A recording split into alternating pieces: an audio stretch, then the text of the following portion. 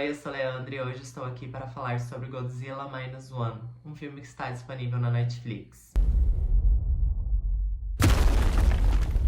あれはゴジラ。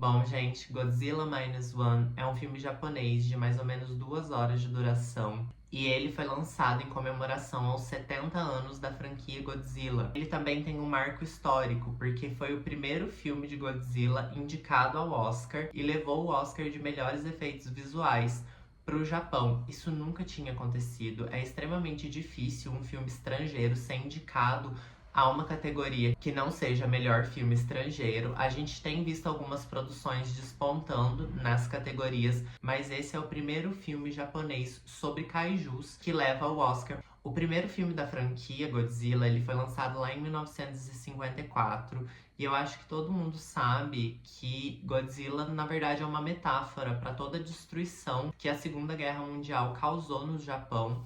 E principalmente a destruição causada pelas bombas que os Estados Unidos jogaram no Japão, em Hiroshima e Nagasaki.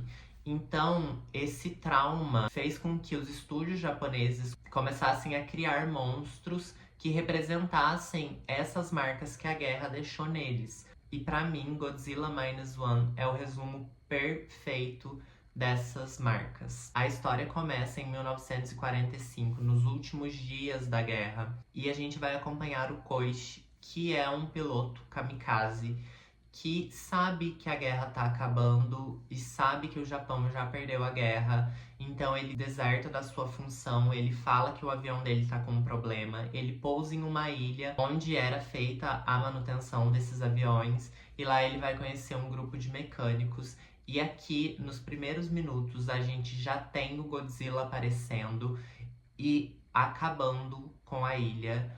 É impressionante o poder de destruição que é mostrado nos primeiros minutos de filme. E é muito interessante como esse trauma do Koichi vai acompanhar ele para a vida inteira. Ele é um dos poucos que sobrevive ao primeiro ataque e ele volta para Tóquio para descobrir que basicamente nada mais existe. Sua família morreu, seus amigos morreram, tudo que ele construiu durante a vida não existe mais. E o Japão vai precisar começar a se reconstruir. A Segunda Guerra Mundial deixou o Japão devastado. E aqui no filme eles nem citam as bombas atômicas, porque o Godzilla vai fazer esse papel. Então a gente vai acompanhar o Koichi reconstruindo a vida, conhecendo a Noriko, que é uma mulher que tem um bebê que não é dela, que foi salvo por ela, e ele acolhe ela na casa dele e eles vão começar a reconstruir aos poucos. Ele consegue um emprego para tirar bombas do mar e assim ter uma fonte de renda para manter essa família meio disfuncional e ajudar as pessoas que sobraram à volta dele a reconstruir a vida. Mas o que ele não espera é que o Godzilla vai voltar. E aqui então a gente descobre que o Godzilla está atacando navios que estão ali no mar ao redor do Japão e que ele está indo para Tóquio. O filme não contextualiza muito bem o que o Godzilla quer. Ele usa o Godzilla como uma força da natureza, como se a natureza estivesse revidando toda a destruição que a Segunda Guerra Mundial já causou aos ecossistemas e ao planeta como um todo. É bastante interessante ver o Godzilla nessa perspectiva, porque a gente está acostumado com os filmes norte-americanos, onde ele sempre tem uma motivação, ou os humanos estão sempre buscando uma motivação para explicar o que o Godzilla tá fazendo.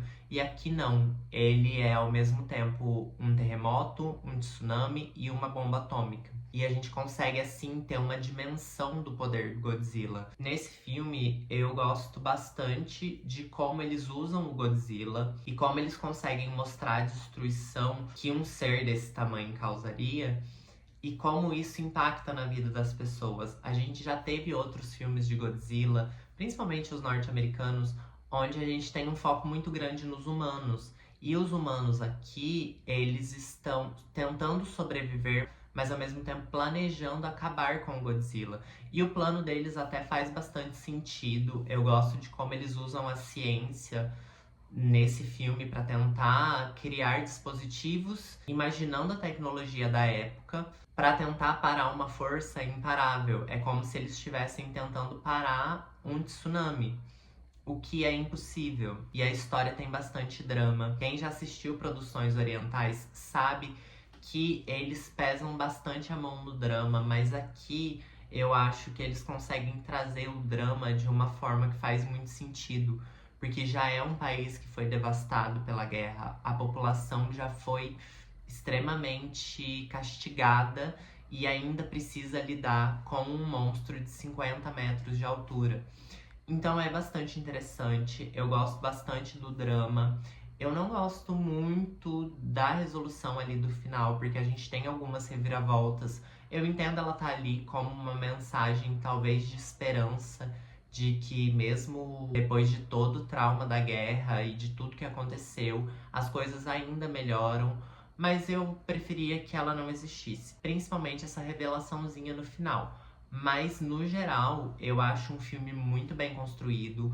Os efeitos especiais são muito bons, principalmente quando a gente fica sabendo que o orçamento foi algo em torno de 15 milhões de dólares. Eu entendo que, falando assim, parece ser muito dinheiro, mas geralmente filmes tão grandes assim em Hollywood custam 100, 200, 300 milhões de dólares. E é impressionante como, com tão pouco, eles conseguiram fazer um filme muito bonito, com uma fotografia muito interessante, um filme de época que tem um custo adicional de trazer equipamentos e fazer uma pesquisa de como eram os ambientes, as casas, as armas, os aviões, os barcos naquela época.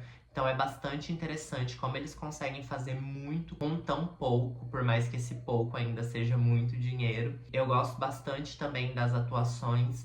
Eu acho que não existe um grande destaque aqui. Existem momentos bem dramáticos, eu acho que os atores conseguem entregar, mas não há ninguém que salte aos olhos. Mas tá todo mundo muito bem e muito confortável no seu papel. Eu gosto de como o Japão usa essas criaturas para falar sobre traumas que tiveram no passado e manter sempre viva essa memória sobre como a guerra ou desastres naturais afetam a população dele. Eu acho bem bonito, bem simbólico. O Godzilla tá incrível. Os poderes do Godzilla estão muito interessantes, principalmente a rajada atômica. Eu acho que às vezes que ele usa isso é pra mostrar o poder, mas é pra mostrar como a vida humana é frágil.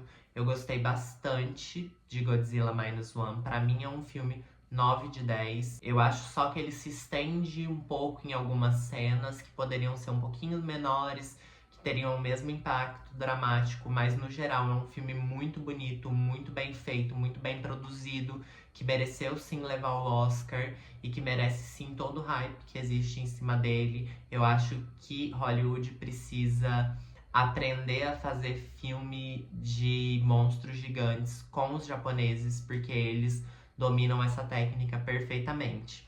Então é isso, se vocês gostaram desse vídeo, deixem o like, compartilhem ele com os seus amigos que gostam desse tipo de filme ou que são fãs de Godzilla, ou que assim como eu estava esperando ele ficar disponível em um streaming, já que não teve a oportunidade de vê-lo no cinema. Se inscrevam aqui no canal, isso me ajuda muito a crescer no YouTube. Comentem aqui o que vocês acharam desse filme ou se vocês vão dar uma chance pra ele. Ativem o sininho pra receber notificação sempre que eu posto um vídeo novo. É isso, um beijo, até mais e tchau!